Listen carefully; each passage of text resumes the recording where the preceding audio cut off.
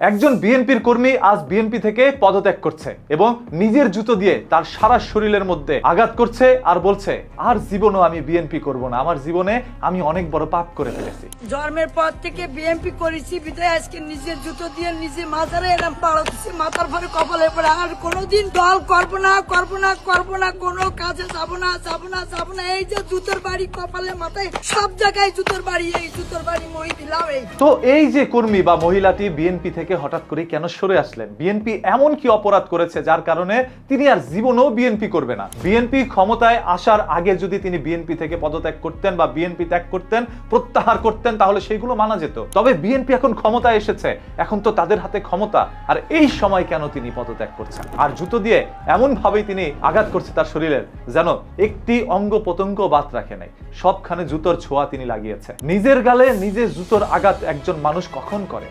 কতটুকু কষ্ট পেলে এই ধরনের কাজ একজন মানুষ করতে পারে? বিএনপি থেকে শুধু আজই মহিলাই নয়, এরকম অসংখ্য নেতাকর্মী প্রতিদিন পদত্যাগ করছেন, বিএনপি ছেড়ে দিচ্ছেন আর বলছে বিএনপি আমি আর কোনোদিন করব না। এইগুলো শুধুমাত্রই হচ্ছে একটি কারণে, আমার কাছে যেটা মনে হয়, বিএনপির অসংখ্য নেতাকর্মী 17টি বছর শিকার হয়েছে, জায়গা জমি টাকা পয়সা সবকিছু শেষ করে তার চালিয়েছে। সেই সকল কর্মীরা যখন দেখলো বিএনপি ক্ষমতায় আসছে, তখন নেতারা তাদেরকে আর পাত্তা দিচ্ছে না। হাইব্রিডদেরকে নিয়ে নেতারা চলছে, আর যারা সংগ্রামী সৈনিক ছিল তাদেরকে নেতারা চেনে না। তখনই সেই কর্মীরা আঘাত পায় বুকে, অন্তরের সেই আঘাত, জ্বালা যন্ত্রণা তারা সহ্য করতে না পেরে এই বিএনপি তারা ছেড়ে দেয়। এই ধরনের জিনিস অসংখ্য জায়গায় ঘটে যাচ্ছে।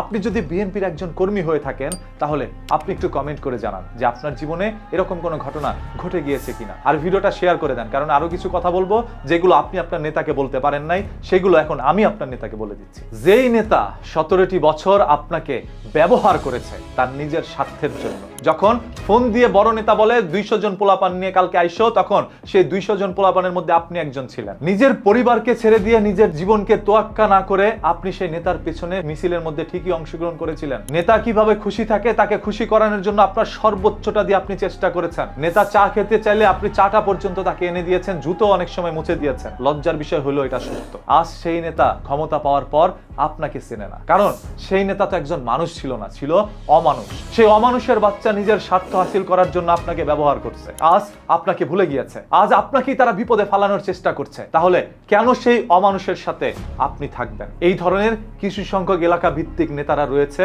যাদের কারণে এই সকল কর্মীরা ছিটকে পড়ে যাচ্ছে, এবং হয়তোবা তারা মনের মধ্যে আঘাত পেয়ে বিএনপির বিরুদ্ধে কোন দল আছে সেই দলের মধ্যে অংশগ্রহণ করবে এবং বিএনপির একের পর এক অপকর্মগুলো তারা প্রকাশ করবে। এতে করে বিএনপির বড় ধরনের ক্ষতি হতে পারে সামনে। এই ক্ষতিগুলো কারা করছে, কারা রয়েছে এর পিছনে? এই যে এলাকার সেই সকল পাতি নেতাগুলো, যারা এখন নেতা সেজে বসে আছে এবং মানুষের সারা জীবনের রোজগার আত্মসাৎ করার চেষ্টা চালিয়ে যাচ্ছে। আপনার এলাকায় অসংখ্য মানুষ দেখবেন দুদিন আগেও যারা অটোরিকশা চালিয়েছে তারা আজ আপনার এলাকার প্রভাবশালী নেতা। তাদের চোখের দিকে যেন তাকানো যাচ্ছে না। আপনার সারা জীবনের অর্জিত সম্পত্তি কেড়ে নেওয়ার জন্য তারা পায়তারা করে যাচ্ছে। এটাই তাদের মূলত টার্গেট। তাদের মাথায় যে একটি দায়িত্ব রয়েছে, তারা নেতা হয়েছে, জনগণের অভিভাবক হয়েছে, জনগণের জন্য কাজ করার জন্য, সেটা তারা ভুলে যাচ্ছে। নিজের স্বার্থ হাসিল করার জন্য যেভাবে আপনাকে ব্যবহার করেছিল, এখন ব্যবহার করছে সেই এলাকার সাধারণ জনগণকে। আসুন এই সকল নেতাগুলোকে চিহ্নিত করে এদেরকে উচ্ছেদ করি এলাকা থেকে। এরা যেন এলাকার মধ্যে তাদের প্রভাব বিস্তার করতে না পারে, সেদিকে এলাকাবাসী সবাই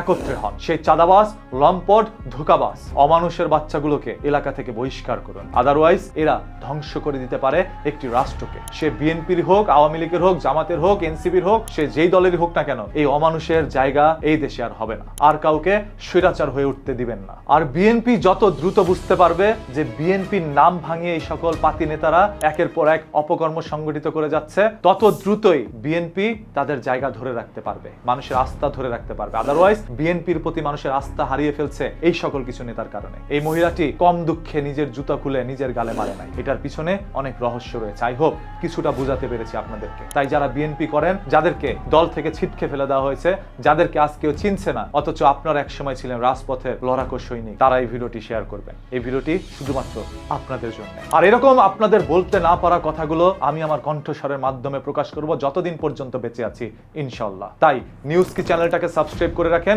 পেজটাকে ফলো করে রাখেন। এখানে নিত্যদিনের সত্য তথ্য আপনাদের সামনে প্রকাশ করার দায়িত্ব আমার। আর মাটির নিচ থেকে লুকোনো সত্য বের করে আপনাদের সামনে উন্মোচন করবো, ইনশাআল্লাহ। এটাই হবে হবে আমাদের আগামী দিনের সংগ্রাম, আর সেই সংগ্রামে আপনারা হবেন এক একজন সৈনিক। কথা দিচ্ছি, ধোঁকা পাবেন না, সত্য জানতে পারবেন, জানাতে পারবেন। নিউজ কির সাথে।